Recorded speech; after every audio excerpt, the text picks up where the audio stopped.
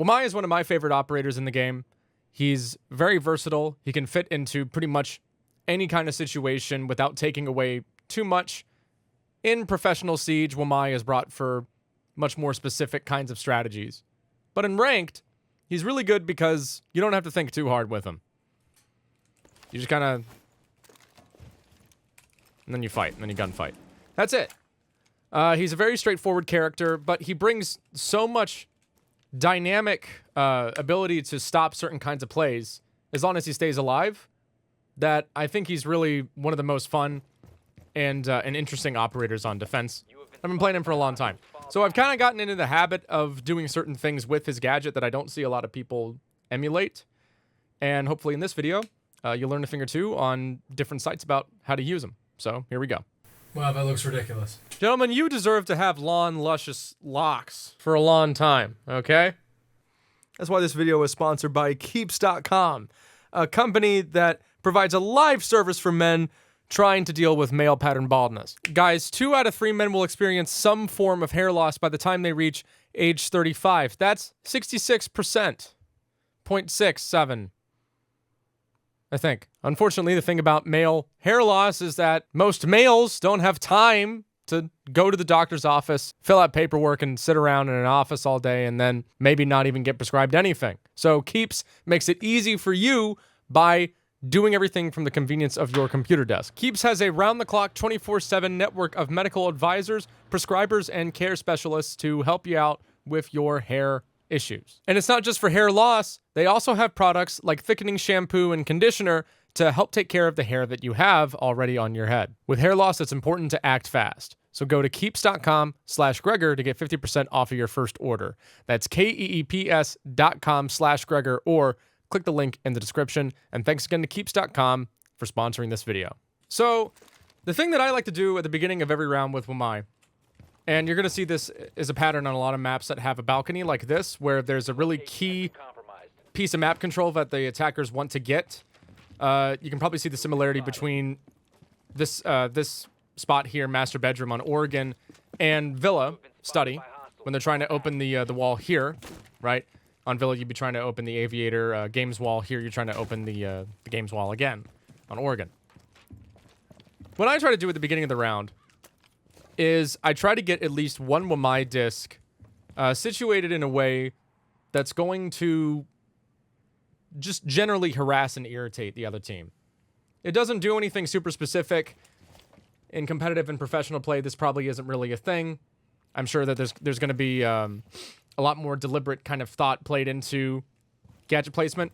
But against the average person who's not going to be checking for Wamai discs behind this thing, you can kind of get away with putting up a sneaky little trap.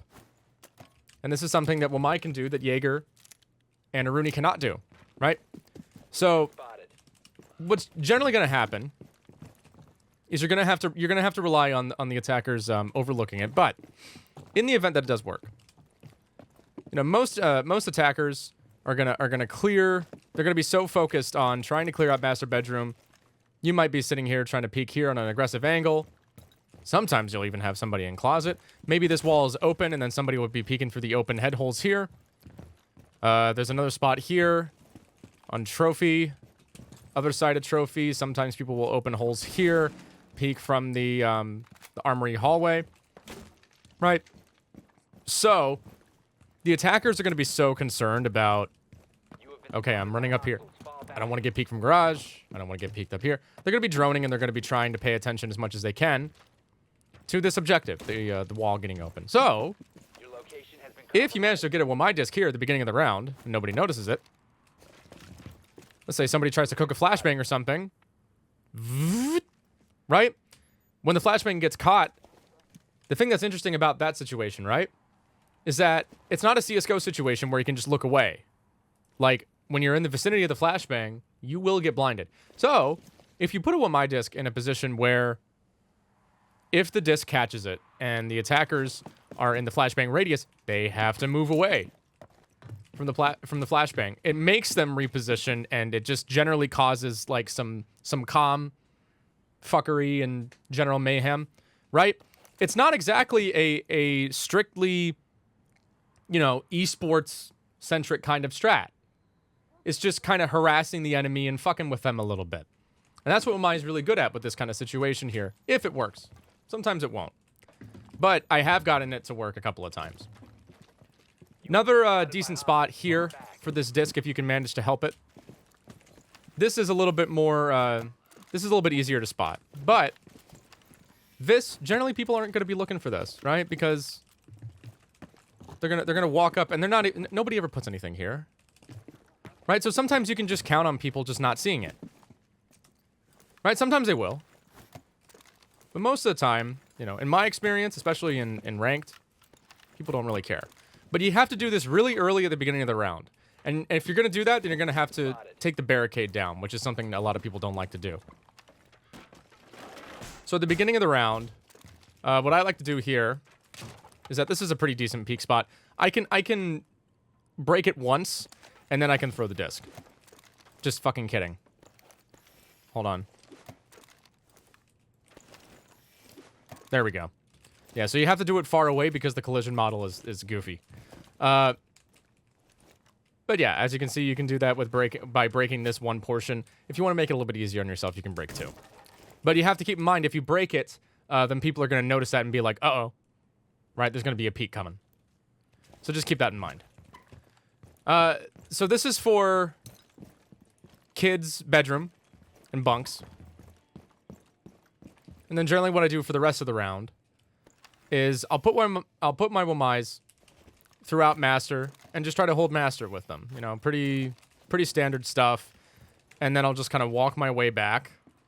And then, depending on whatever windows get broken open, I'm going to put another Wamai disc on those windows. If there's somebody on the game's window, I'll try to throw a disc here. Somebody by big window, might prep a nade here. I'll throw it here. And then if somebody's on kid's window, you know, you just react to the situation as it unfolds. But these initial Wamai discs are kind of the reason that I like playing him. Is this ability to really like screw with the enemy's positioning and their comms. And that's what the rest of the video is going to be about. For laundry and supply, we're going to go to the blue bunker. Now I'm generally going to play Wamai by pillar and Shaiko spot. I'll show you Shaiko spot if you don't know what I'm talking about. This is pillar, Shaiko. And it's called Shaiko because Shaiko, the pro player, is famous for peeking off of this thing and going sicko mode. Okay, so there's two spots. Obviously right in front of these barrels.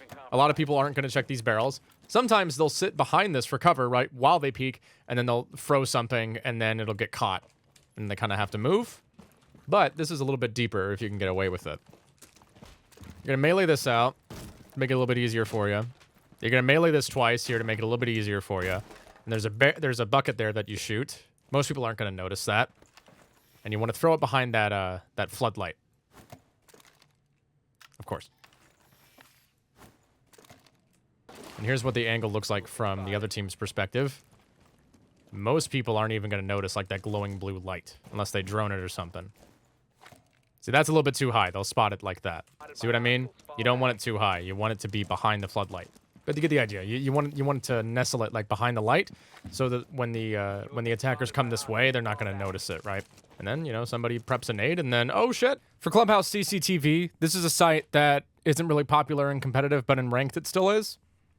I like to bring Wamai, especially for the Capital Bolt that usually gets fired on top of the ceiling here to flush anybody playing off of rafters. Wamai is really, really good for playing Clubhouse rafters because of this. So, this being in mind, if you put them on this pipe here, when the Capital Bolt appears, it's just gonna, you know, it'll catch it and then it'll just kind of fall to the ground off of the actual garage rafters themselves. So that way you don't get fire bolted off. This is a little bit more encompassing of the actual rafter spot. Whereas if you threw it here, and then somebody pushed in through this this part of the garage, right, and then tried to firebolt you, then obviously that Wamai is not going to do anything, right? And then if you put it here, well, that's not really going to work because somebody can just shoot it from the door. So that's a really, really cool thing about these discs is that, unlike Jaeger, who has to put them on the floor or, you know, on a wall around cover, Wamai's placements, the fact that he can throw them like literally anywhere he wants, makes him super, super versatile in terms of the positioning game. So you don't want to get fire bolted off of here. You can also throw one here. It's not gonna catch anybody playing here. So the options here are a little bit more limited because there's not a lot that's really concealed. Not to say that you can't throw a couple actually on the garage door itself, but once this gets open, it's not really going to be that useful anymore. There's also this this angle that gets opened up quite a bit, usually with a Habana or a Maverick, and that's going to give the attackers an avenue to shoot the actual garage window and maybe firebolt that off too or nade it. So what you can do here, this Wamai disc can't get shot from anybody peeking the garage door, and it'll catch any projectiles that go through this hole up to your buddy on the garage window. For the basement, Wamai can support the smoke player in dirt that's got a deployable shield set up. There's a couple of pieces of cover that the attackers have to be mindful of, and you can just put them on the cave walls, kind of out of the way. You don't want to allocate too many resources here, assuming that you're the only grenade catcher. If Jaeger's on the board, then you can probably get away with throwing another disc here later.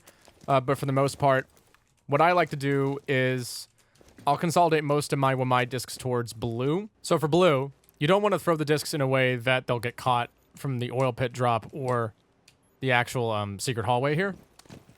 So this is a pretty decent spot that's by the hatch. This will catch any nade going on the right side out of the hatch. Somebody tries to nade you off of this spot from the right side, then you're Gucci. It's going to catch it and no one can spot it. Facing left, there's this vent, like this air conditioning vent. And then that, you might actually want to try to put this a little bit further away just to keep you safe, but this will work as well. And you can just chill in blue. Consulate is another map a lot of people don't like to play. I like playing Wamai on it. Specifically for the top floor, yellow skylight, Capital, can be used to counter this this skylight spot, right? Or yellow stair spot, I should say. So Wamai, you just put the disc in a way that the guy here can't shoot it, but the yellow window guy can't shoot it either. You also don't want the firebolt just like fall on top of you, you know, regardless of that. So right there. See the verticality, right? The bolt will fall like down here, but it's also at an angle, the geometry of it, right? There's this flat surface. So nobody on the actual yellow skylight can see that. Against a team that's not going to be super coordinated, I mean, I guess you could get away with just throwing it like that a little bit more casually if you have to, but I'm not a fan of it just because it's kind of an unnecessary risk. Then you can double back off of the yellow skylight, and then whenever they start pushing CO, you can just throw your discs like this. Easy peasy. Then for garage, there's a little recycling bin here that you can throw your disc inside of. And well, let's just say I don't think a lot of people are going to be checking for this. Right? Somebody wants to throw a nade on the staircase or maybe down here. Check that radius again. Anybody who's like standing pretty close to the door here, it'll catch.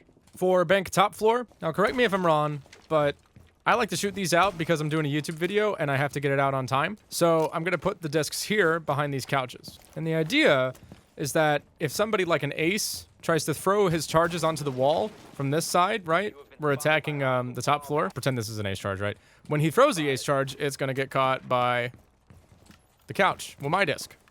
Either for the left wall or the right. The cool part is that you can do these at the beginning of the round too, safely. Now, of course, you can just, you know, throw them at the thing.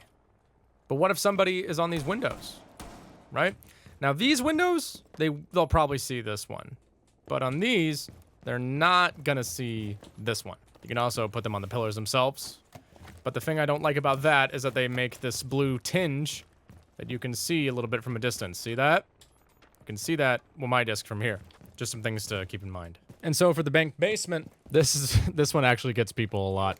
Nobody usually expects anybody to put one of my discs like right on top of this thing, right? So they know somebody. If you get somebody to play like really aggressively here, they'll walk in here, right, and then they'll cook the nade. They'll be like, "All right, I'm good," and then fucking nobody usually looks up at this. And it's even kind of guarded when you look up, too, because there's kind of a lip. You want to do it quickly, though. You want to do it at the start of the round.